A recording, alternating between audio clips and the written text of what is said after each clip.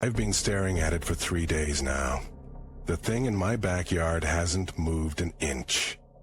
At first, I thought it was just a weird shadow, or maybe some trash that blew in during the storm. But it's still there, perfectly still, even when the wind howls through the trees. And I swear, it's watching me.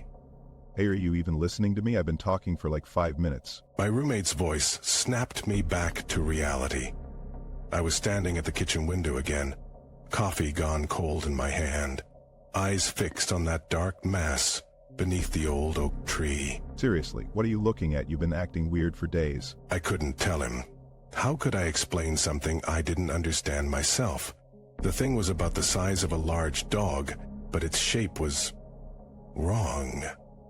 Not quite solid, not quite shadow, just wrong. Hello, Earth to Weirdo? I forced myself to turn away from the window. I'm heading to my parents' for the weekend. You gonna be okay here alone? You look like you haven't slept in days. He wasn't wrong. Sleep had become impossible since the thing appeared. Every time I closed my eyes, I felt it somehow closer, even though it never moved when I watched it. Maybe you should come with me. Get out of the house for a bit. The concern in his voice was genuine, but I couldn't leave. What if the thing moved while I was gone? What if it came inside? All right, suit yourself. There's leftover pizza in the fridge. Try not to have a mental breakdown before I get back Sunday night, okay? After he left, the house felt impossibly quiet. I returned to my post at the window. The thing was still there, a dark smudge against the grass, like someone had taken an eraser to reality itself. As the sun began to set, I noticed something that made my blood run cold. The thing had no shadow of its own.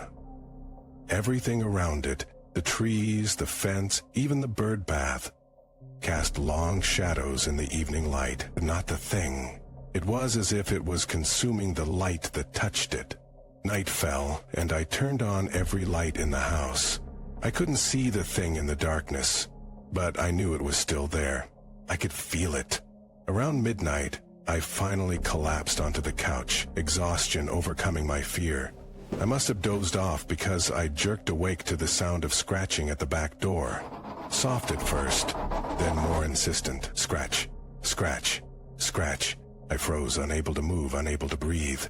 The scratching stopped, replaced by something worse. A wet, sliding sound like something viscous moving against the door. Morning couldn't come fast enough. When the first rays of sunlight filtered through the blinds, I rushed to the window. The thing was still in the same spot, unmoved.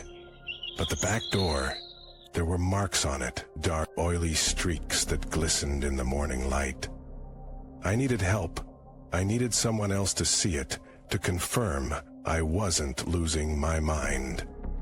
I called the only person I could think of, my neighbor who lived alone on the other side of the fence. Hello. Hi, it's me from next door. I know this sounds strange, but could you come over? There's something in my yard I need you to look at. Now? It's barely 7 a.m. Please, it's important. She arrived 20 minutes later looking annoyed and sleepy. I led her straight to the kitchen window. There, under the oak tree. Do you see it? She squinted, leaning closer to the glass. See what? The dead patch of grass? My heart sank. Dead patch of grass? The thing was right there, as clear as day to me. No, the dark thing. It's about 3 feet tall, sort of shapeless. I don't see anything except dead grass. Are you feeling okay? She was looking at me with growing concern, and I realized how this must seem to her. Maybe you should get some rest. You look terrible. After she left, I grabbed a flashlight and steeled myself to go outside. I needed to see the thing up close, to understand what I was dealing with. The morning air was crisp as I stepped onto the back porch, my heart hammering in my chest. 20 feet? That's all that separated me from the thing. I approached slowly. Flashlight gripped so tightly my knuckles turned white. 15 feet. 10 feet.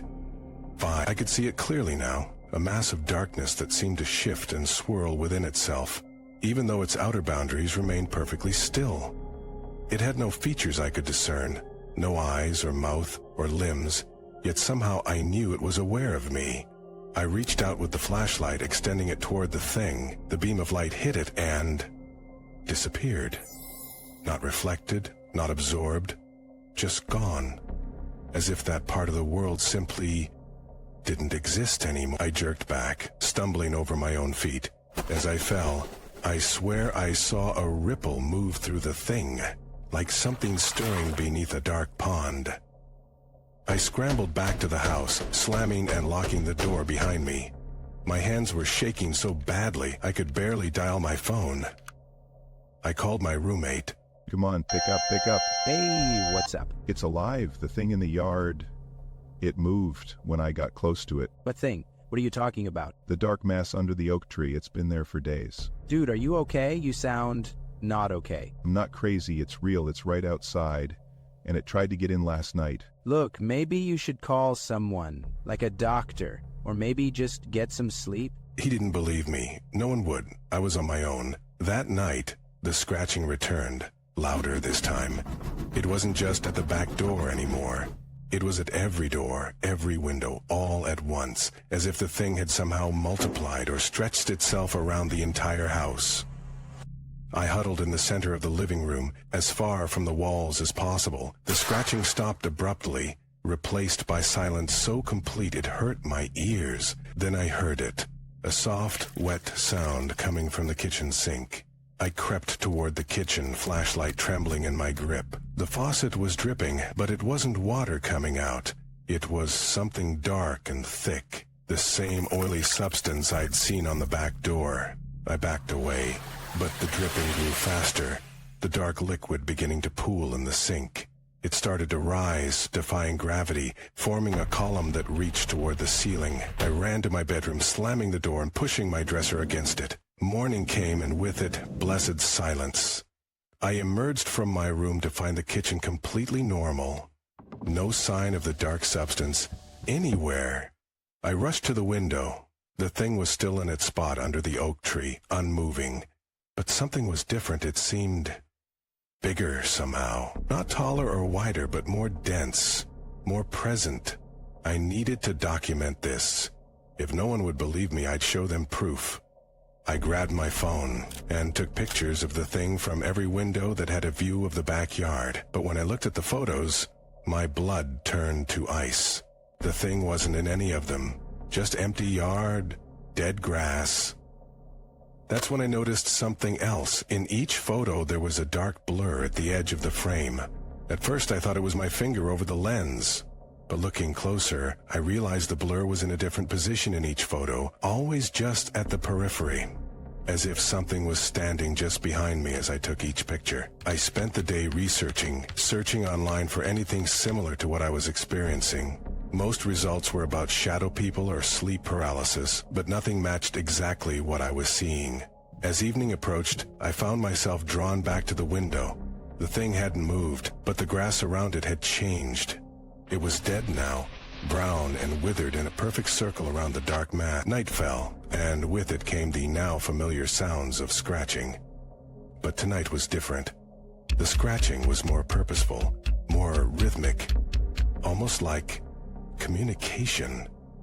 I found myself moving closer to the back door, ear pressed against the wood. The scratching stopped. Then, a sound so faint I almost missed and said it. A whisper coming from the other side of the door. Hello, is someone there? Silence. Then... Let me in. The voice was soft, almost childlike, but wrong somehow. Like someone who had only read about human speech, trying to imitate it. Who are you? Called outside, let me in. My hand moved toward the doorknob, almost of its own accord. I snatched it back, horrified at myself. What are you? Friend. Old friend, let me in. The voice was hypnotic, soothing. I found myself wanting to believe it, wanting to open the door. Remember me? We played together. When you were small, in the dark. A chill ran down my spine. I did remember. Vague memories from childhood of an imaginary friend. A shadow that followed me, that I talked to when no one else was around. You're not real, you're in my head. Real enough. Let me in. Like before. When you invited me. The memory hit me like a physical blow. Me as a child, whispering to the darkness under my bed, inviting it to be my friend because I was lonely. Had I somehow called this thing into existence? Or had it always been waiting, biding its time? Let me in, last chance. I backed away from the door, shaking my head. No, go away, leave me alone. A sound then. Not scratching, but a long, slow scrape, like nails dragging down the entire length of the door. Then, silence. I didn't sleep that night. I sat in the living room, lights blazing, waiting for morning. When dawn finally broke, I rushed to the window. The thing was gone from its spot under the oak tree. Relief flooded through me, but only for a moment, because the dead patch of grass was bigger now, spreading outward from where the thing had been. I had to get out of the house. I grabbed my keys and headed for the front door. As I reached for the handle, I noticed something dark on my hand. An oily residue, the same substance I'd seen on the back door. I hadn't touched anything that could have left that mark. I looked down at my clothes and saw more dark stains, as if something had brushed against me while I slept. I ran to the bathroom and scrubbed at my skin until it was raw, but the stains wouldn't come off completely. They faded, but I could still see traces, like ink that had seeped into my pores. My phone rang, startling me. It was my roommate. Hey, just checking in. You doing any better today? It's gone, the thing is gone, but I think it might be inside now. Inside what? Inside me. Okay, that's it. I'm coming home right now. Don't do anything stupid, okay? After he hung up, I stared at my reflection in the mirror. My eyes looked different, darker somehow, the pupils too large, even in the bright bathroom light. As I watched, I swear I saw something move behind them, like a shadow passing across my own gaze. I stumbled back to the kitchen, drawn to the window again. The dead patch in the yard was still spreading, the circle now reaching halfway to the house. In the center, where the thing had been, the ground looked wrong, sunken, as if something had burrowed down. A terrible thought occurred to me. What if the thing hadn't disappeared? What if it had just found somewhere else to go, somewhere warm, somewhere alive? I felt a strange sensation in my stomach, a shifting, like something settling into place. The dark stains on my skin seemed to pulse, spreading slowly up my arm. I could feel it now, moving inside me, exploring its new home. My roommate would be here soon. I should warn him, tell him to stay away. But another thought was forming, drowning out my own voice. A thought that didn't feel like mine. He would be warm too. Room for both of us. I moved to the front door and unlocked it. Then I took up position by the window, watching the driveway, waiting. The thing inside me, why? Too, patient after so many years, it had found its way in at last, just as I had invited it to do long ago. And soon, very soon, it would have company. As I heard a car pull into the driveway, I felt my lips stretch into a smile that didn't feel like my own. The thing and I, we were ready to welcome my friend home. After all, there's nothing more terrifying than being alone in the dark. And now, neither of us would ever be alone again.